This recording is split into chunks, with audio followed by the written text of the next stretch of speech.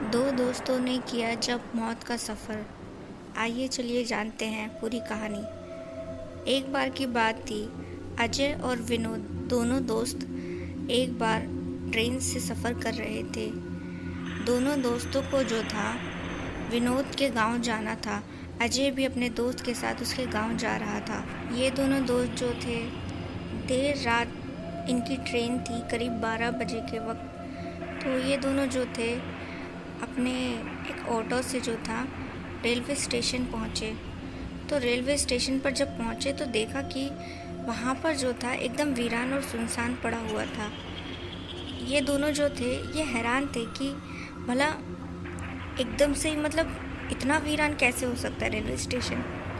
तो यहाँ पर विनोद जो था उसने अजय से कहा, अरे यार, देख रहा है तू, आज तो यहाँ पर कोई भी नहीं है सिवाय तेरे और मेरे। तो अजय ने कहा, हाँ यार, मैंने तो सोचा नहीं था कि यहाँ पर इतना सुनसान और वीरान होगा। तो विनोद ने कहा, हाँ चल यार, वैसे भी हमें कौन सा किसी को पकड़कर किसी से बात करनी थी। अब इन्होंने जो था घड़ी में टाइम देखा तो 12 बजने में अभी कुछ 10 से 15 मिनट बाकी थे। ये थोड़ा वक्त से पहले रेलवे स्टेशन पहुँच गए थे, ये सोच कि कहीं हमारी ट्रेन ना छूट जाए। पास ही में बेंच पड़ा था, दोनों दोस्त वहाँ बैठ गए। इनके पास जो था एक छोटा सा सूटकेस था, वो उन्होंने साइड में रख दिया और दोनों जो थे ट्रेन का इंतज़ार करने लगे। थोड़ी बहुत बातचीत करने लगे। तभी जो था विनोद को कुछ सुनाई दिया। तो जैसे ही उसने पलटा तो देखा कि एक आदमी उसका सूटकेस लेकर वहाँ से भागने की कोशिश में था। इसके बाद जो था दोनों दोस्त उस आदमी को गुस्से से बातचीत करने लगे, कहने लगे कि तुम्हारी हिम्मत कैसे हुई हमारा सामान चुराने की, अभी तुम्हें पुलिस के पास लेकर चलते हैं। तो ये जो आदमी था हाथ जोड़कर बोलने लगा, साहब मुझे माफ़ कर दो, मुझसे गलती हो गई, मेरे छोटे छोटे बच्चे हैं, उन्हीं की खातिर मैं चोरी करने के लिए आया था, मुझे जाने दीजिए। तो इन दोनों को जो था दया आ गई। तो जैसे ही इन्होंने उस आदमी को छोड़ा, कुछ दूर जाकर इन्होंने देखा वो अचानक से ही कहीं गायब हो गया। ये दोनों हैरान हुए कि एकाएक ये आदमी अचानक से ही कहाँ गायब हो गया। परेशान होने लगे। तो विनोद जो था अजय से कहता है, यार लगता है हम जैसे हमारा ध्यान इधर उधर हुआ वो अचानक से ही यहाँ से दौड़कर निकल गया। तो अजय ने भी बोला, हाँ शायद यही हो सकता है, वरना अचानक से ही कोई इंसान हवा में अचानक कैसे गायब हो गया।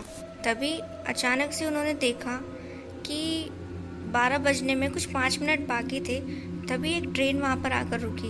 अब इन्होंने चेक किया तो ये उन्हीं की ट्रेन थी। इन्हें अजीब लगा क्योंकि कभी भी वहाँ पर जो ट्रेन थी वक्त से पहले कभी नहीं आई, भले ही वक्त के बाद ज़रूर आई हो। तो ये हैरान होकर देखने लगे। तभी जो था इन्हें लगा कि चल यार, अब इससे क्या फ़र्क पड़ता है, इससे पहले ट्रेन निकले, हम ट्रेन में बैठ जाते हैं। अब ये ट्रेन में बैठ गए। ट्रेन जो थी अंदर से बिल्कुल खाली थी।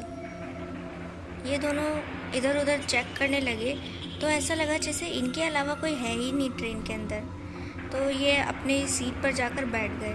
ये दोनों एक दूसरे से बातचीत करने लगे, यार कि भाई ट्रेन जो है बिल्कुल ही खाली है, बड़ी अजीब बात है। तो फिर इसके बाद क्या था कि ये दोनों आराम से बैठकर अपनी सीट पर बातचीत करने लगे। तो वहाँ पर ट्रेन एकदम से चल पड़ी। तो तभी जो है टिकट चेकर वहाँ पर आकर इनसे टिकट मांगने लगा। तो इन्होंने टिकट दिखा दिया। तो इसके बाद जो था टिकट चेकर बोलने लगा कि भाई ये तो इस ट्रेन का टिकट है ही नहीं। तो ये हैरान होकर देखने लगे, ऐसे कैसे हो सकता है। तो वो जो टिकट चेकर था इन दोनों को खड़ा करके खूब सुनाने लगा और बोला, अभी के अभी तुम चलती हुई ट्रेन से कूद जाओ, नहीं तो मैं तुम्हें यहीं पर मार दूंगा। ये दोनों हैरान होकर आंखें बड़ी करके उसे देखने लगे, भाई क्या लफड़ा है, ये टिकट चेकर पागल वागल तो नहीं है, ऐसी कैसी अजीब सी बातें कर रहा है हमसे। तो अचानक से अब इन्होंने क्या देखा, वो टिकट चेकर जो था उसका रूप बदल गया, वो एकदम डरावना और भयानक हो गया। ये दोनों डर गए और जैसे ही उससे थोड़ा दूर हटने लगे, उस टिकट चेकर ने जो था इनकी कॉलर पकड़ ली दोनों की और इनको घसीटने लगा पूरी ट्रेन में और लेकर जाने लगा आगे की ओर।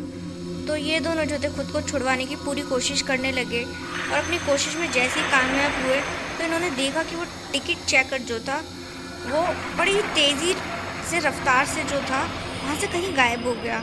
ये इधर उधर उसको तलाशने लगे लेकिन वो कहीं नज़र नहीं आया। अब विनोद ने कहा अजय से, यार ये जगह मुझे कुछ ठीक नहीं लग रही है।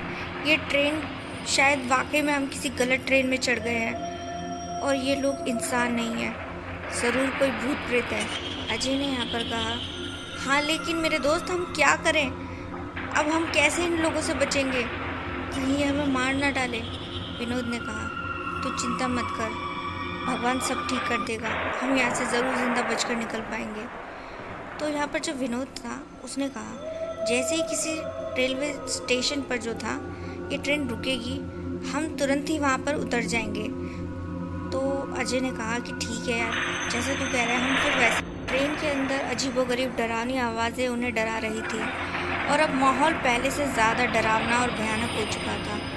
ये इंतज़ार कर रहे थे कि कोई रेलवे स्टेशन पड़े और ये वहाँ पर उतर जाए अपनी जान बचाने के लिए। लेकिन अजीब मुसीबत ये हो गई कि कोई रेलवे स्टेशन पड़ ही नहीं रहा था जहाँ पर वो ट्रेन रुके। उन्हें समझ नहीं आ रहा था कि अब जो है ये सिचुएशन से, इस मुसीबत से कैसे बचें। दोनों बड़े ही परेशान होकर एक जगह डर के मारे खड़े हो गए और सोच रहे थे कहीं वो टिकट चेकर फिर से ना आ जाए उनकी जान लेने के लिए। तभी उन्होंने देखा कि वो टिकट चेकर फिर से उनकी ओर आने लगा था।